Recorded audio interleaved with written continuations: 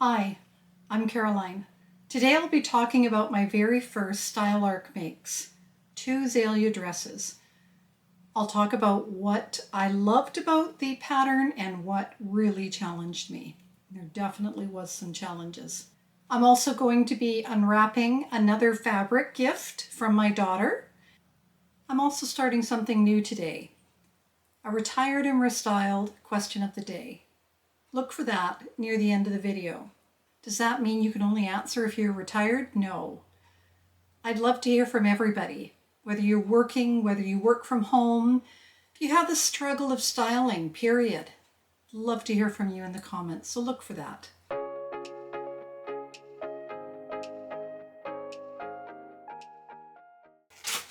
Welcome back. What am I wearing? I'm wearing a tunic that I made for Sew April Blouse. And I made it from this book, the Tunic Bible. Great book, few challenges. Go back and look for that video. This is the one I made here. And there are a ton of options to make tunics in this book. And for that reason, I love this book. Here's an example. Just so many. You can make dresses and sleeveless and whatever suits your fancy. And I definitely will be making more. It is a little bit size exclusive. I think it goes up to extra large or extra large. So for that reason, it's not 100% in my mind, but it does offer a lot of wonderful tunic options, tunic hacks. So let's talk about my first Zalia dress. Now, Style Arc has always intimidated me so much. I've only been sewing for about 6 months now, and I've heard repeatedly that Berta and Style Arc are very skimpy on their instructions. And I need instructions. I need sew-alongs. I need lots of help.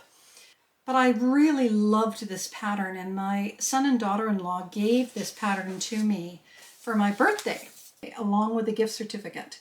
And I purchased 3 fabrics with that gift certificate, and I showed them to viewers in a past video, which I'll link, which one they liked best. And I'll reveal the other Zalia dress with the fabric that won. So what is unique about the Zalia dress?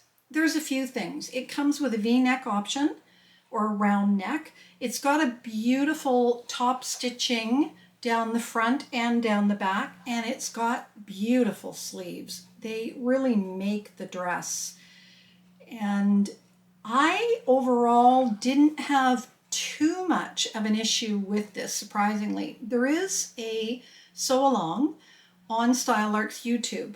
Now, I had a couple of complaints with the Style Arc sew-along because they used white linen, so it was the same fabric on either side, and they had a sticker which showed whether it was the right side or wrong side, but it just said Style Arc on it. It didn't say right or wrong, so you really had to write it down and make sure you were looking at the right thing.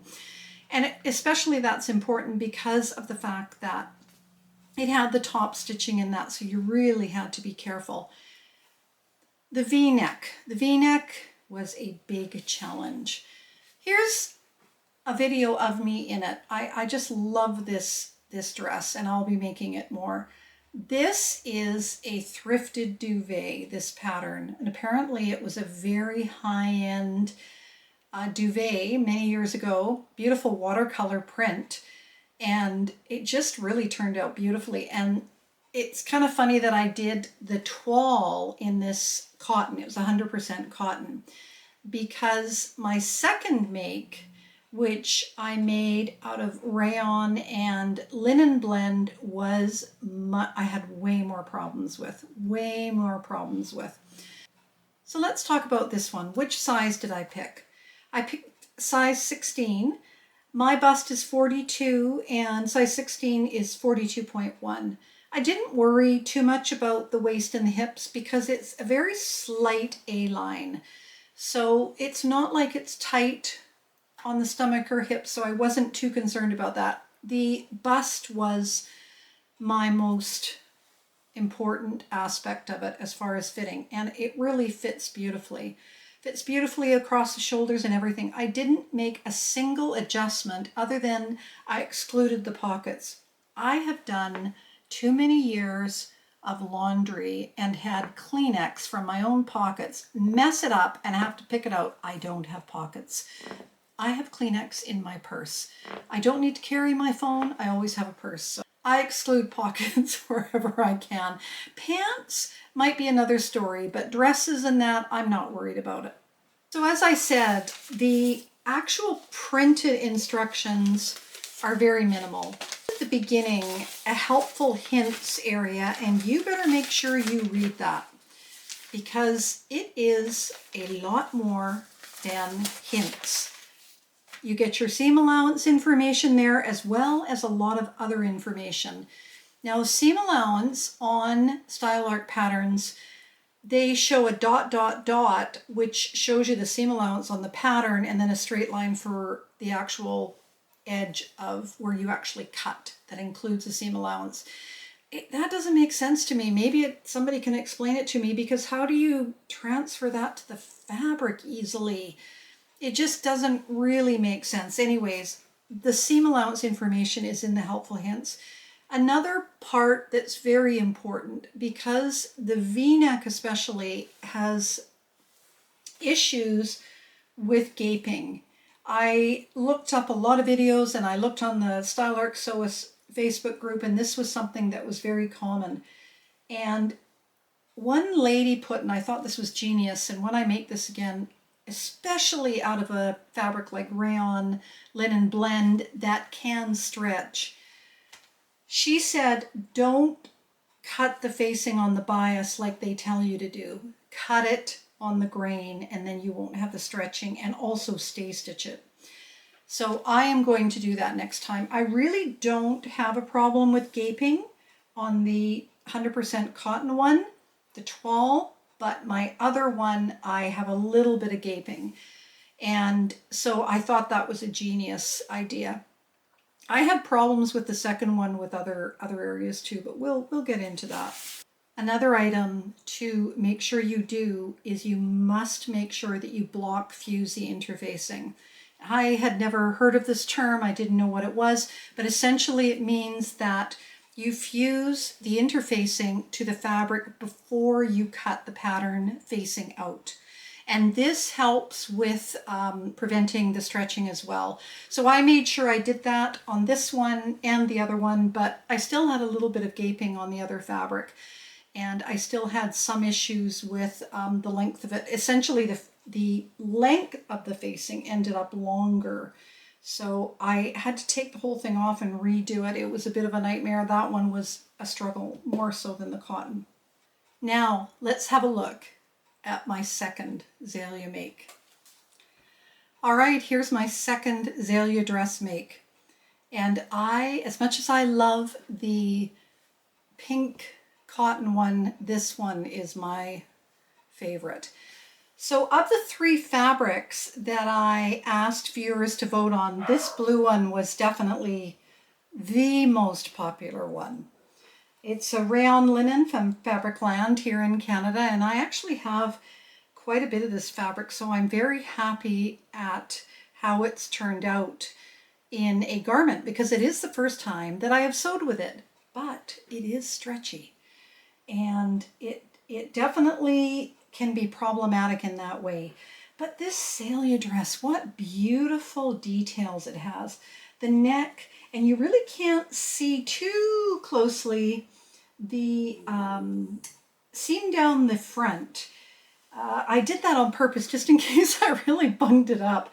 But you know, next one I make, I will make it more contrasting, because that's the whole idea of the Zalia dress, is that top stitching is meant to be a contrast. It also has a very big bottom hem, which is beautiful, and then these sleeves, which are magnificent, and they fall from your elbow. I really am very happy with this, and I'm really happy that a Style Arc pattern, the first ones I've made, have turned out so well, because I will be diving in and making lots more. Now, the big question. Do the Zalia dresses fit in my retirement wardrobe? If you watched my video where I cleared out my closet and grouped my clothes into sleepwear, grungy wear, stay at home but not too grungy wear, upscale, out having coffee, lunch with the girls, formal. So where do the Zalia dresses fit in? I feel like the pink cotton duvet one really is very high-end looking, even though it's made from a duvet. I think it's definitely 4, which is dressy, maybe even 5. I'd wear that to a wedding. I could dress it up with shoes and jewelry, and I think it would pass muster quite nicely. This blue one, I think, could be in 4 or 5 as well. I wouldn't wear it casually at home. It definitely is not that kind of a dress. So it definitely falls squarely in number 4, which is a bit more dressed. I wear it to go out for dinner with my husband, for a night out, go to the movies. It's definitely a dinner dress, a nice cocktail dress. Not that I go to any cocktail parties, but I think you understand what I mean.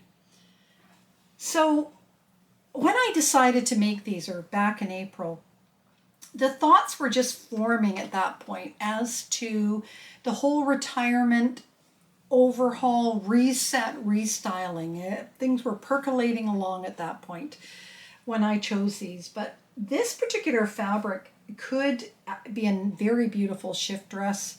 Because it's linen rayon, it would work very well in a shift dress. But I'm just really happy with it. So I think it fits in my retirement wardrobe. I think I'll be wearing it more than I will the pink one. I think I'm going to have to wait for a bit more of a dressed up event for that one. We'll see. Maybe I'll just wear it. It's funny how we pull back a bit and don't want people to go, oh, they're overdressed. Why? Why not? We're sewists. Let's make beautiful things and let's wear them out. Now for my fabric opening. In April, my daughter gave me a box of fabrics, all individually wrapped, 12, and I'm to open 1 a week. And I have opened 5. So here's number 7, which is number 6. Saying that right? They've all been so beautiful. They've been all over the place as far as my color palette. And a lot of them, I think, fit Diana's color palette more than mine. So that means I'll be making her some stuff. But a lot of them do fall in my color palette. So let's see. And if it doesn't fall in my color palette, who cares? I can make a skirt, make a jacket. Lots of ideas. Okay.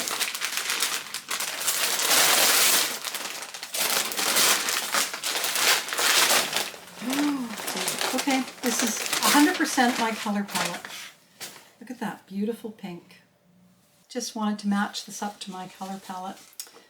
It's a little bit crinkled because I've been taking it everywhere with me. This is my light spring color palette, and how beautifully does that fit in.